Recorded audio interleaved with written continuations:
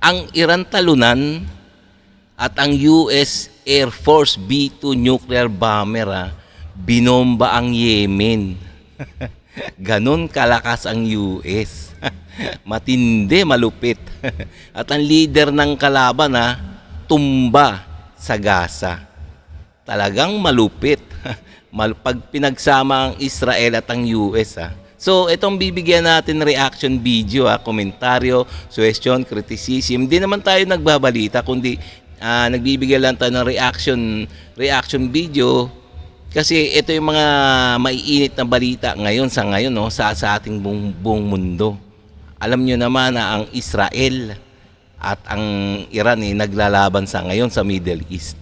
Okay? So, bibigyan natin reaction to. Pwede rin naman kayo magbigay ng komentaryo dyan sa baba. Nang sa ganun kung ano man ang nasa loobin nyo, pwede nyo nang i-comments dyan. Okay? So, please kung bago ka pa lang sa aking channel, please like and subscribe na lang muna sa ating YouTube channel bago tayo mag-umpisa. Okay? And also, please paki-subscribe kay Good News Philippines. So, itong video na to sa kanya to. So, bibigyan lang natin ng reaction to, reaction video, komentaryo. Okay? Please paki-subscribe kay Good News Philippines. And also, syempre, pati sa atin na rin. Okay, umpisahan na natin. Mga idol at kabayan, breaking news! Double trouble ang Iran nang sinabi ng Amerika na nakahanda ito sa anumang posibleng digmaan na ilulunsad ng Iran at mga proxy nito sa gitnang silangan. Loud and clear, hindi nagbibiro si President Biden. B-2 nuclear stealth bomber, sorpresang sumalakay sa Yemen. Binomba ng bomber ng Amerika ang mga pasilidad at taguan ng mga armas at misa ng Houthi na nasa ilalim ng lupa ng Yemen. Bago tinalagang leader ng Hamas na si Yahya Sinwar nasawi matapos paputukan ng tangke ng Israel Defense Force ang kinaroroonan ng mga militanteng grupo. Mga proxy ng Iran, isa-isang nagbabagsakan, mapa Yemen, Gaza o Lebanon. Yahya Sinwar is dead. He was killed in Rafah by the brave soldiers of the Israel Defense Forces. Yahya Sinwar, the leader of Hamas terrorist organization who was responsible for the October 7th massacre, is dead.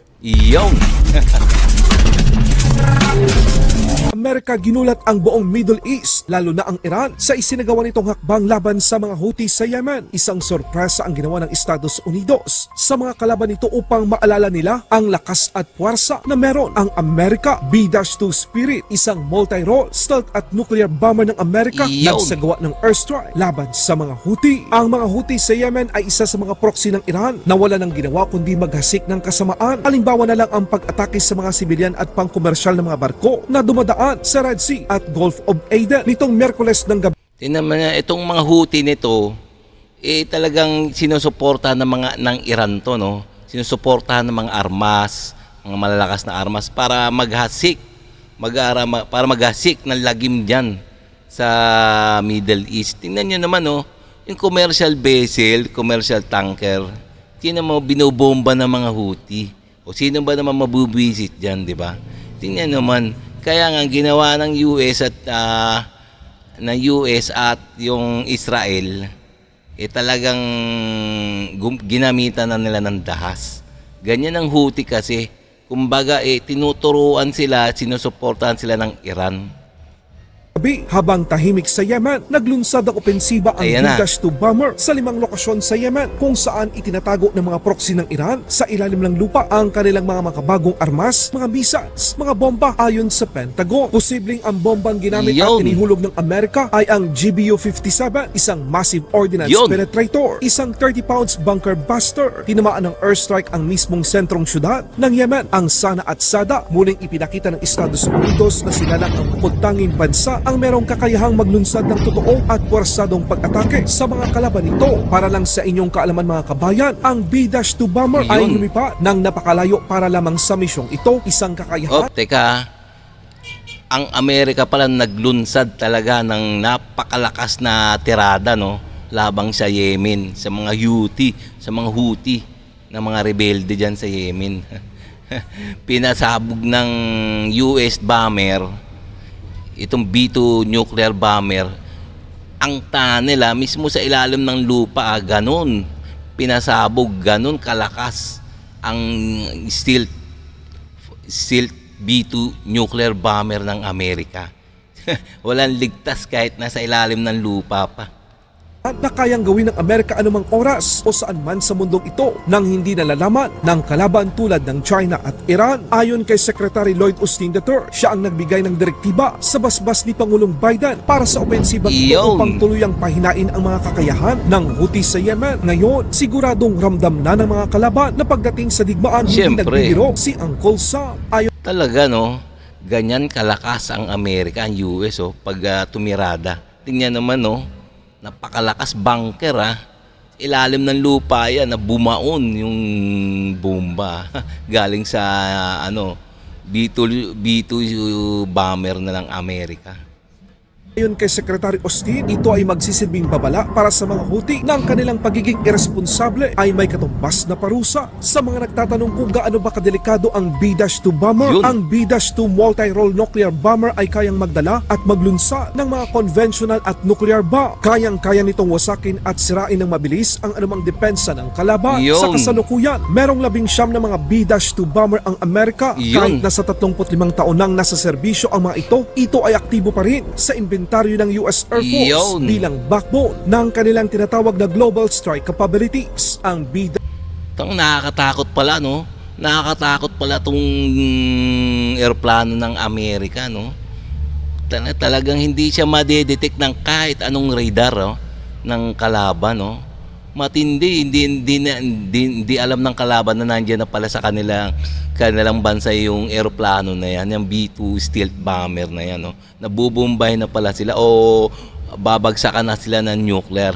Ganyan katindi ang US B-2 ay papalitan ng mga bago, mas advanced at high-tech na B-21 Raider sa hinaharap. Sa ibang balita naman na kumukhang sunod-sunod na ang talong nararanasan ng Iran, bagong itinalagang leader ng Hamas na si Yahya Sinwar ay tuluyan ng namahinga mga kabayan. Ito ay matapos kumpirmahin ng militar ng Israel Defense Force ang kanyang pagkasawi matapos nagkataon lamang na nagsasagawa ng operasyon ang militar ng Israel malapit sa Rafah sa Gaza. Tinutukan ng mga tangke ng Israel ang kinaroroonan ng mga militanteng grupo. Matapos ang sagupaan, dito na tumambad ang katawan ng isang lalaki na kahawig ng leader ng Hamas. Matapos beripikahin sa pamamagitan ng inisyal na resulta, kumpirmadong eliminated na si Yahya Sinwar. Tinawag ito ng Israel bilang incidental encounter, hindi special operation. Muli na namang pinatunayan ng militar ng Israel kung bakit sila ngayon ang kinikilala at hinahangaan. Ito ay dahil sa kanilang galing, tumpak at tapak upang wakasan ang paglaganap pa ng kasamaan sa gitnang silangan.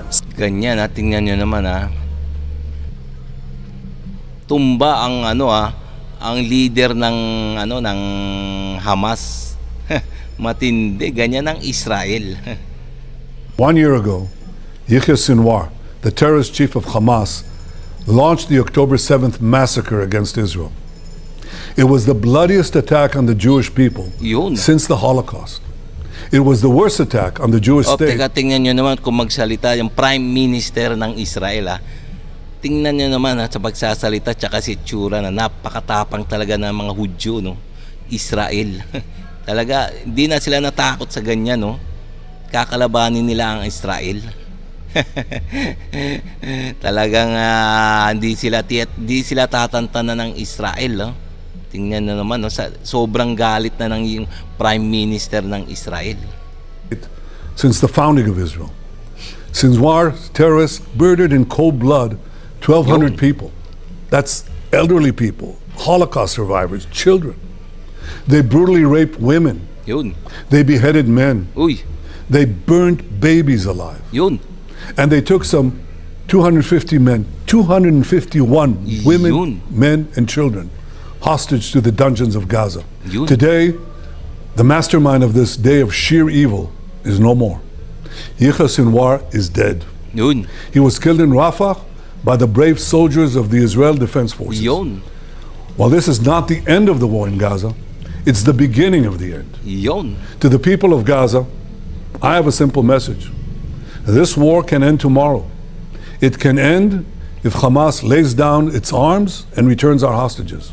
Yun. Hamas is holding 101 hostages in Gaza who are citizens of 23 countries, citizens of Israel, but citizens of many other countries. Yun. Israel is committed to doing everything in our power to bring all of them home. And Israel will guarantee the safety of all those who return our hostages. Yun. But to those who would harm our hostages, I have another message. Israel will hunt you down and bring you to justice. I also have a message of hope to the peoples of the region. The axis of terror that was built by Iran is collapsing before our eyes. Yun. Nasrallah is gone. His deputy Muhsin is gone. Haniya is gone. Yun. Def is gone. Sinwar Yun. is gone. The reign of terror that the Iranian regime has imposed on its own people. And Wala na lahat, talagang tinapos, wala na talaga yung mga leader ng mga kalaban ng Israel, no? Tinapos na ng Israel. Ayun ang sabi ni Prime Minister, no? Talagang napakatapang talaga nitong Israel, no? Talagang di nila tatantanan yung mga kalaban sa kanila hanggat hindi natutumba. Matindi, malupit. and on the peoples of Iraq, Syria, Lebanon, and Yemen, Yun. this too will come to an end. All those who seek a future of prosperity and peace in the Middle East should unite to build a better future. Yun. Together, we can push back the forces of darkness and create a future of light and hope for all of us. Yun. Yahya Sinwar, Tingnan nyo naman sabi ng Prime Minister ng Israel na siya Netanyahu, gusto nyo talaga ng peace, kapayapaan. Kaso talagang ginugulo talaga sila ng mga nakapaligid na bansa sa kanila. So talagang siyempre maski ikaw guguluhin ka nananahimik ka. Siyempre manggugulo ka na rin. Gaganti ka siyempre kasi namamatayan ka na ng mga kababayan mo siyempre gaganti talaga ang Israel. the leader of Hamas terrorist organization, Yun. who was responsible for the October 7th massacre, is dead. Yun. Sinwar was responsible for the most brutal attack against Israel in our history. When terrorists from Gaza invaded Israel, massacred Israelis in their homes, raped our women, Yun. burned entire families alive, and took over 250 men, women, Yun. children, and babies Matindi pala. hostage into Gaza. 101 hostages still remain in captivity in brutal conditions.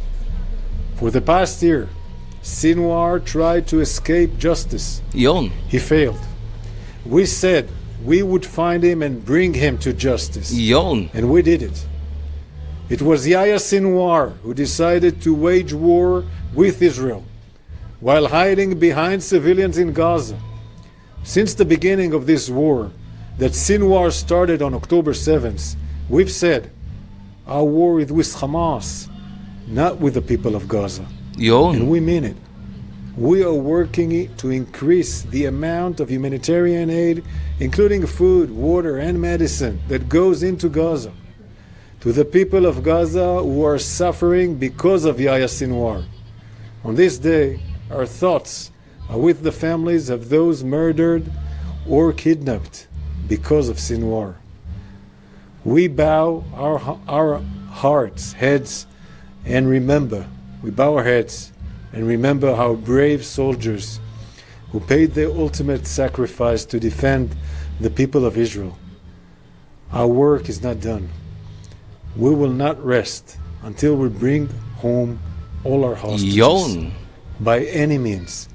And we will continue to operate until we complete all our missions in defense of the people of Israel. Yun. Thank you. Yan, tingnan nyo naman mga guys. Talagang hindi titigil ang Israel. Talagang padadapain nila ang kanilang mga kalaban, mga kumakalaban sa kanila. Kaya mo seryoso talaga. Bakit kasi nila ginugulo ang Israel, no? Ginugulo at kinikidnap, sabi niya, kinikidnap, tinotorture, kung ano-ano mga kasamaan ang ginagawa ng mga ibang bansa sa Israel. So talaga nararapat lamang talaga na talagang patigilin ng Israel yung mga yan. Kaya nga ginawa niyang Israel talagang ginera na yan. Lalo na ang Iran. Okay, no? So hanggang dito na lang tayo mga guys, no? Kung nagustuhan nyo yung mga ganitong mga reaction video, please like and subscribe na lang muna sa ating YouTube channel bago tayo magsara. Okay mga guys?